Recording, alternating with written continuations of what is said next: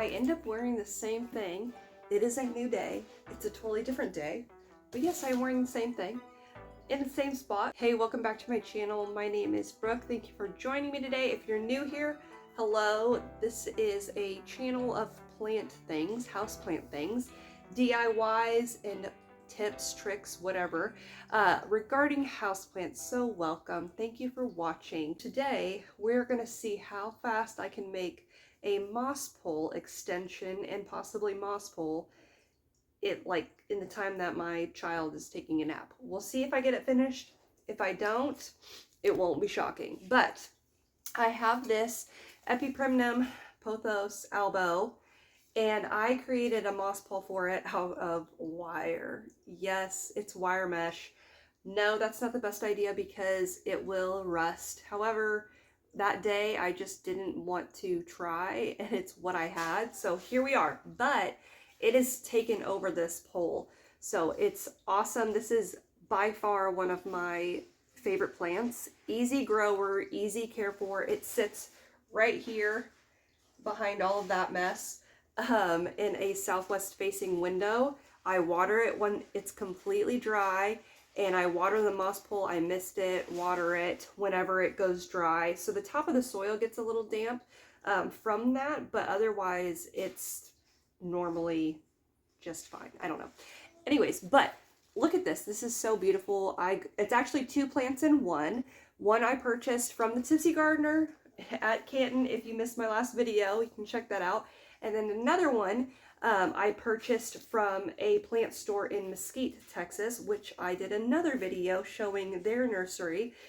So I put them together, and then this, look at this, it's so beautiful.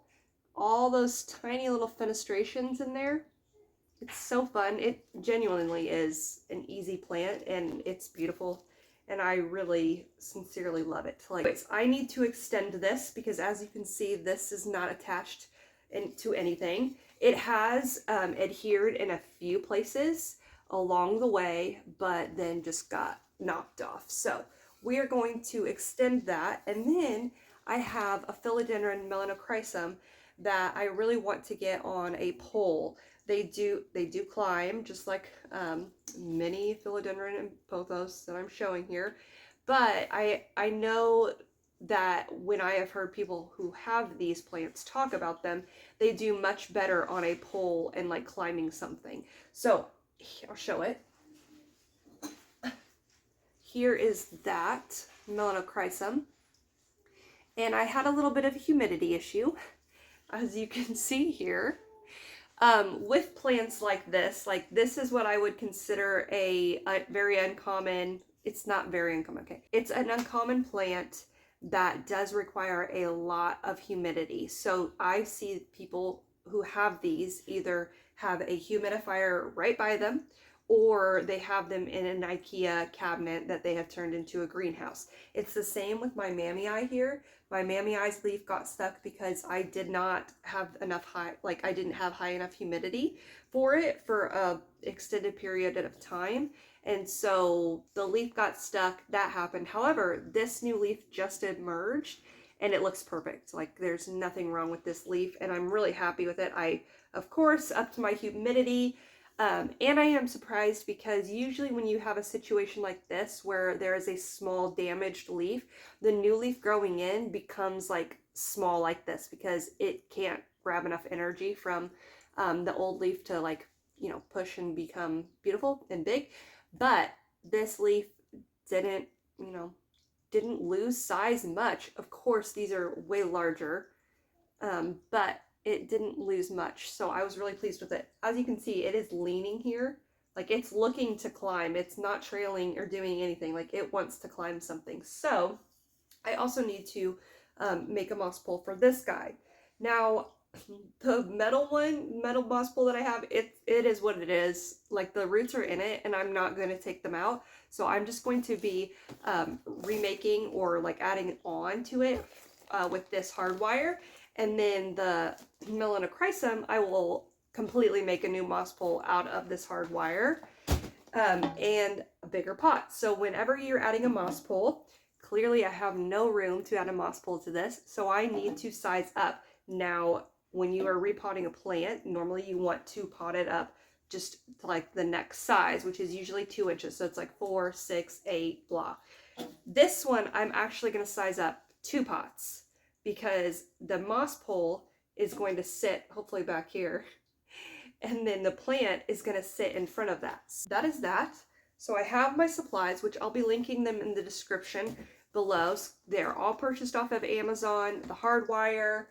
I have cable ties, Velcro, green Velcro to adhere because there are no aerial roots like out yet. So there's nothing to attach, like pull itself into. That's why you need to keep these moist. If you don't keep them moist, it's pointless. Not really pointless. I think that they would still grow up, but if you really want them to adhere into the moss pole, you need to keep them moist constantly.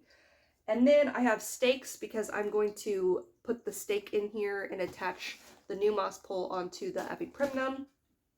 And then of course, Sphagnum moss. Now, I have seen a lot of people use different mediums, like actual soil mediums, perlite. I have seen people in moss poles, so you can use whatever. I use Sphagnum moss in mine. I tried to do soil once and it failed. Like the holes were too large and the soil just poured out. So I'm just going to stick with Sphagnum moss. And moss poles are used because your plants, like honestly, 90% of my houseplants that I have would love to climb on something because in the wild, like in actual nature, they do. That's what they do. They are climbing, trailing plants. And so when you add a when you add a moss pole to your plant's aerial roots are going to attach into those poles and use that moisture to dig in and to hold on. And when you do that, basically you're giving your plant, like in that area, this section, its own like water system. And so the leaves eventually become larger and the plant becomes healthier because you are giving at each step that the plant goes its own little system. Also, what is awesome about moss poles is if you do that, and your plant adheres into the moss pole, like through these aerial roots, you can actually cut this and then that becomes its own plant, like its own. You've basically propagated your plant very easily and you're guaranteed roots. So usually if I were to chop this right now, I am not guaranteed that that cutting will take and will survive. But if you wait and you would let it attach to a moss pole, or if you do air layering, there you go, if you do air layering and wait for those aerial roots to form, you are guaranteed that that plant cutting will survive. You're guaranteed that you can cut this and there will be no issues with propagating because it already has a root system. So I have my Melanochrysum, and what I didn't realize is, like, of course when I add a moss pole I'm going to need more soil, so that's going to have to come in a minute. We'll just do the moss pole. Then maybe I'll show at the end it all together. So I'm using this hard wire. It's like 2 feet by 15 feet. So that's a lot of moss poles because you don't wrap, these aren't very large. So mine is probably 2 inches in diameter. Now, of course, if you have a larger plant, it's going to have to be a larger diameter. But for my small plants, this works perfectly. So I'm going to go in 1, 2, 3, 4. I'm going to go in 16 squares, cut, and then attach it, and I'll show you. I'm going to just fold it. I will double up into 2 of the squares together and then zip tie them. Now, here's where I went wrong on some previous moss poles I made. I attached it all together and then tried to put the moss into it. That doesn't work. So you're going to want to zip tie like maybe that much up, then start putting your moss in and zip tie it as you go. So now I have those zip tied. I'm going to start putting moss in both top and bottom. Where's my moss? It's behind me. I realized, well, I didn't realize. So I was watching Houseplants. I believe her name is Samantha. Her stories. about her moss poles, I think it was, or just about moss poles. And someone asked her how she made them, and she was explaining it and said that she only puts moss in the section like that it's actually needed. So she doesn't fill up the entire moss pole with moss. She just fills it up to where the plant is and then adds it as it goes. And I'm like, oh yeah, that's smart. Work smarter, not harder. So it's easier to water your moss poles, and you're not just having a bunch of wet moss in it.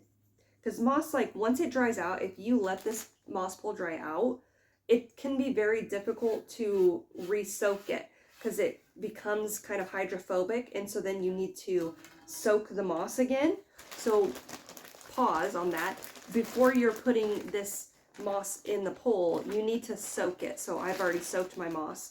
That way it's pre-moistened, because this will be a very difficult process if it's not. So I let mine soak for like 10 minutes or so, and then now I can put it in. I leave the bottom 2 inches free because that is what's going to sit at the bottom, and you can see that's like a perfect pot, like lined up with a pot. You can do it based on whatever your pot size is, but I'm going to leave that way. This fills up with soil, and that rest will be moss.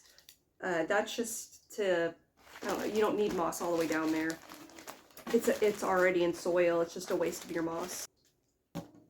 Now that should be good, because now it still has a good amount of room to grow into the pole. That is done.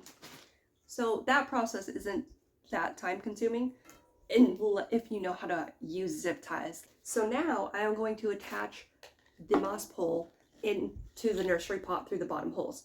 I'm going to push this towards the back. For my Epipremnum, it's actually in the middle of the pot because there are 2 plants. There's one on either side of the pole, but since this is just one plant, I'm sticking this in the front, the moss pole in the back. The dang zip ties.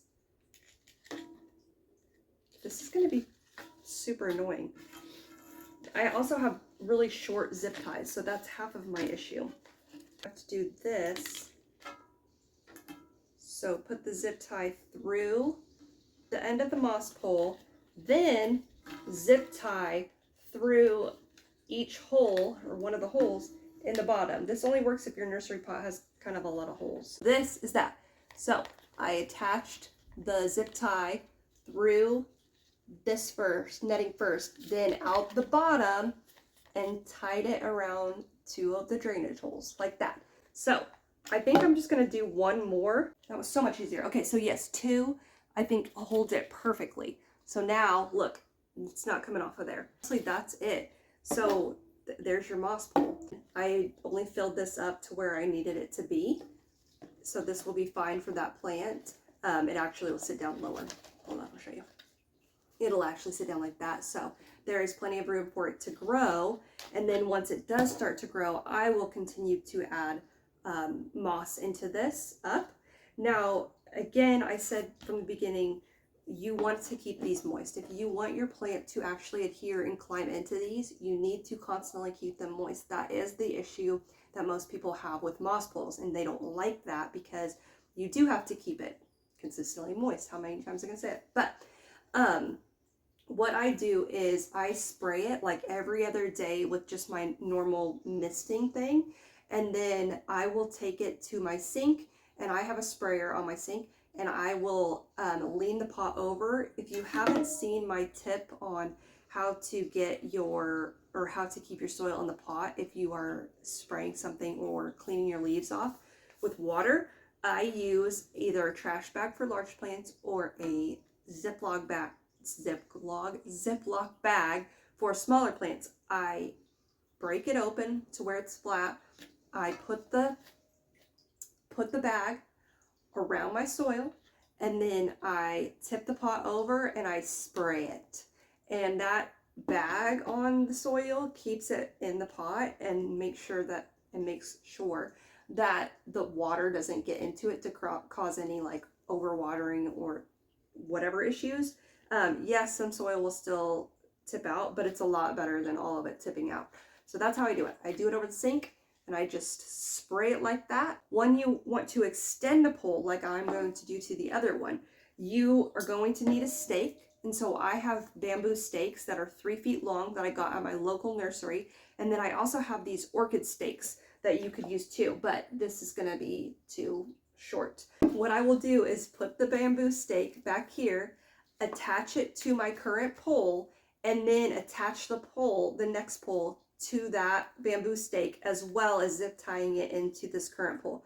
That will keep it stable and from falling over. I will show a video like after this of me actually potting this up into the pot with its new moss pole. So here we go with repotting this. I've removed all of the soil that was previously in the pot, and I am just going to fill up a little bit less than halfway, plug my plant into it to make sure that all of the leaves are above the soil line, and then backfill all of it. Once it's in there, I will use the Velcro and attach it, or the orchid clips. This is probably the worst moss pole video ever, but that's what we're working with today. Okay, so here is the ridiculously tall extended moss pole. So you can see here I have added a zip tie to the old pole on both sides, and then I also added that pole to the back, added a zip tie around that to the old one and the new one. Hey, Nat. Gosh.